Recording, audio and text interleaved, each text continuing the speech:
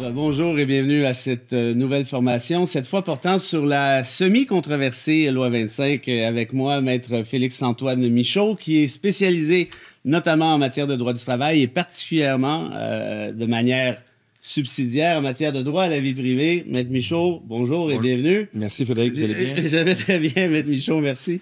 Alors, cette même loi 25 là, qui, bon, je dirais pas déchire les passions, il faudrait quand même pas exagérer, mais il y a quand même une certaine controverse autour de celle-ci. Les grands axes de la loi 25 en question, vous les résumeriez comment? Si j'avais les résumer en 3 mots, j'irais avec imputabilité, transparence et consentement.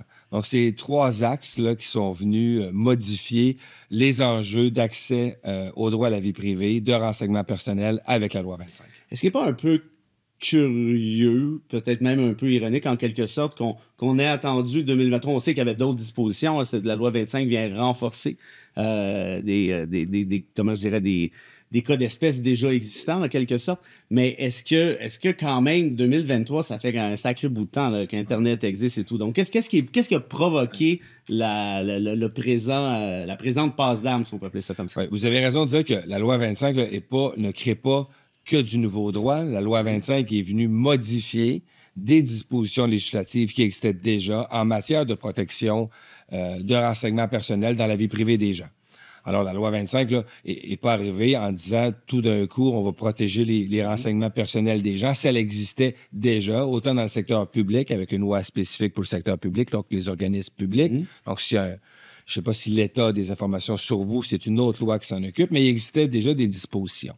Alors, qu'est-ce qui a amené ce désir législatif? J'ai un début de réponse, mais ça commence par Desjardins. Ben, je pense que je sais pas si on pourrait être aussi catégorique que vous le faites, Frédéric. C'est une hypothèse. Mais il est certain que les cas importants de brèche dans la vie privée des gens qui sont arrivés chez Desjardins ont nécessairement influencé les législateurs à vouloir modifier ces lois-là. Il y a un autre indice qui nous permet de penser que ce qui est arrivé avec Desjardins a influencé la loi. C'est lorsqu'on regarde les sanctions prévues dans la loi, c'est salé quand même. Qui sont extrêmement salées et sévères. C'est pas pour sanctionner le dépendant du droit. Disons ça comme ça. On y reviendra, mais première réponse peut-être préliminaire. Est-ce que si la loi 25 avait existé à l'époque, ce qui s'est produit notamment chez Desjardins aurait pu être évité, ça? Ben, je sais pas si ça aurait pu être éviter, mais il y a des mécanismes qui auraient été en place pour prévenir et faire en sorte que ça ait moins de chances d'arriver, premièrement. Deuxièmement, une chose est certaine, lorsque Desjardins s'est rendu compte de ce qui est arrivé, les délais de traitement puis les délais d'information auraient été différents puisque la loi oblige la divulgation de bris de confidentialité. Je suis persuadé qu'on va y revenir, là, mais je ne sais pas si on aurait pu faire en sorte que ça n'arrive pas, mais on aurait diminué les chances que ça arrive. Mais il y a une chose qui est sûre, quand je parlais de transparence, tout à l'heure, on aurait été plus rapidement au courant de ce qui s'est passé. Je fais un saut de puce, on y reviendra là, sur la question des sanctions. Là, vous parlez du caractère, on n'est pas dans l'ordre cruel et inusité, on n'est pas dans l'article 12 de la Charte canadienne, mais il y a des gros montants qui sont rattachés à ça. Est-ce qu'il n'y a pas une certaine inéquité, une certaine injustice du fait qu'on exige, on part du cas d'espèce de Desjardins justement pour appliquer des sanctions qui soient similaires à n'importe qui? Mais les sanctions sont quand même différentes dans la loi en fonction de la grosseur de l'entreprise et des chiffres d'affaires. Donc, mais même pour la plus petite, c'est... Pour la plus petite, mais on considère que les renseignements personnels sont des informations... Vous parlez de pénibilité, là, pour reprendre vos termes constitutionnels, Frédéric. Je suis dans le drame. Vous me permettrez de dire que est-ce qu'on est dans le droit à la vie privée d'une certaine façon? Alors, est-ce qu'on est dans les droits quasi-constitutionnels des gens? Hein? Vous avez des renseignements sur vous qui sont importants et que vous avez le droit de vouloir garder protégés. Hein? Qu'est-ce qu'une information personnelle?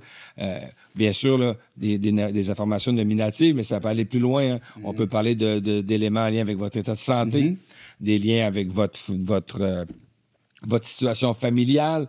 C'est des informations qu'on ne veut pas voir partagées par tout le monde, votre état matrimonial, vos caractéristiques physiologiques, physiques. Donc, on n'est pas là, on est quand même dans de l'information qui n'est pas anodine.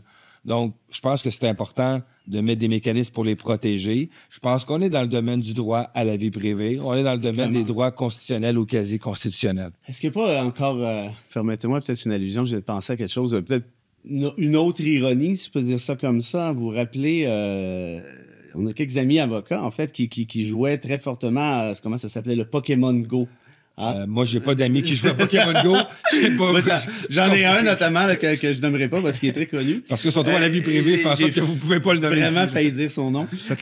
Mais tout ça pour dire qu'avec des jeux semblables, bon, que ce soit Pokémon Go ou d'autres trucs similaires, très clairement, les entreprises, les GAFA notamment, obtiennent le moindre renseignement sur vos habitudes de consommation, où vous habitez, quel type de trucs vous achetez, ainsi de suite. C'est très intéressant ce que vous amenez, encore plus que le Pokémon Go, si vous me permettez, Frédéric.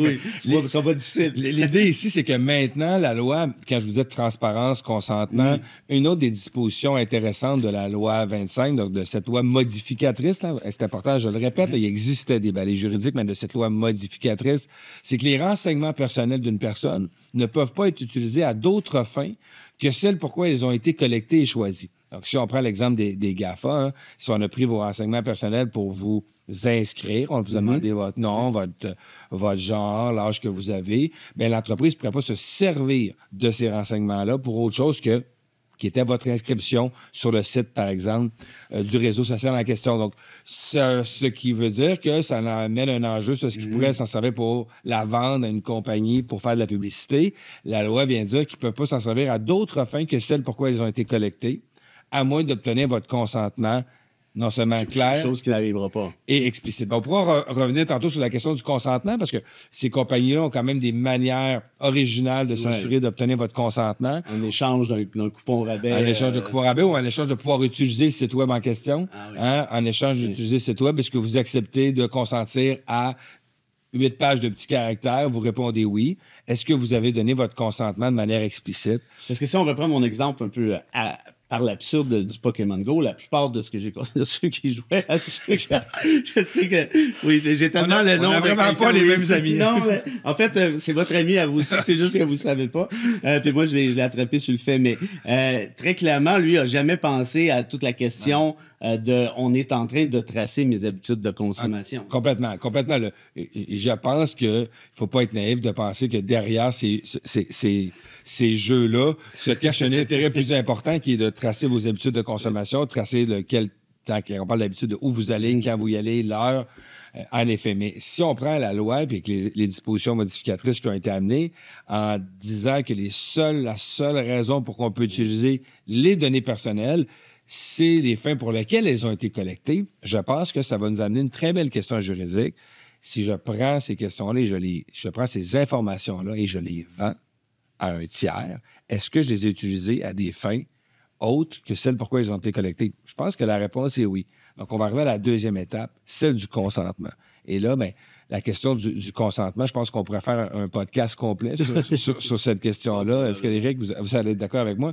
Mais sur le consentement qui doit être non seulement libre et éclairé comme toute forme de consentement pour être valable, mais ici, on rajoutait une disposition dans la loi qui est un consentement express, donc formel. On ne peut pas induire un consentement. Donc, selon vous, la nouvelle loi, en fait, la loi 25, les nouvelles dispositions, le renforcement en question éviterait les phénomènes à la Pokémon Go, c'est-à-dire sans consentement. Sans consentement. On va les rendre, à tout le moins, va obliger ces entreprises-là à s'assurer que vous êtes d'accord à ça. Maintenant, c'est sûr que des petits caractères et de faire en sorte que pour accéder aux jeux, pour accéder aux réseaux sociaux en question, on doit accepter une politique de divulgation d'informations personnelles, fait en sorte que la plupart des gens risquent de cocher oui et de manière expresse et explicite. On considère que le consentement a été...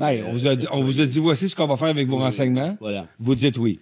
Une autre illustration, puis vous me dites si je suis dans la bonne baignoire, ce qui est pas évident, mais vous savez, sur les médias sociaux, il y a un autre ami que vous connaissez aussi, qui n'est pas avocat, lui, qui me faisait faire le test suivant. C'est-à-dire, on avait une discussion sur Messenger et on mettait n'importe quel mot-clé, peu importe, le camion Ford.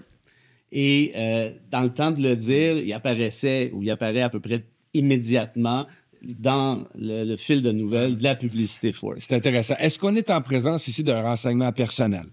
Je pense que la question pourrait se soulever parce que la loi vise... Pas dans l'optique où, en fait... Non, c'est pas Ça, ma date de naissance. Non, mais c'est ça, pas parce que mon c'est important poids, quand même de rappeler les Oui. fondements de la loi. Les fondements de la loi, c'est de protéger vos renseignements personnels. Donc, votre nom, votre numéro d'assurance sociale, votre âge, votre grandeur, dans votre cas, votre poids, par exemple. Alors, il y a plusieurs éléments qui vont être tenus en compte. Maintenant, les sujets que vous avez discutés sur Messenger, je ne sais pas si ça passerait le test. Mais mon exemple de Ford est probablement pas très bon à ce moment-là, mais il pourrait y avoir d'autres exemples Oui. qui sont beaucoup plus compromettants. Par exemple, sur Messenger, j'explique à quelqu'un que j'ai eu un rendez-vous chez le médecin qui m'a annoncé que j'avais, tristement, disons, le cancer. Ah ben, l'exemple que vous donnez est là et vous êtes vraiment dans la bonne baignoire pour reprendre votre expression. Et en effet, Et là, je reçois sur mon fil de nouvelles des traitements contre le alors, cancer.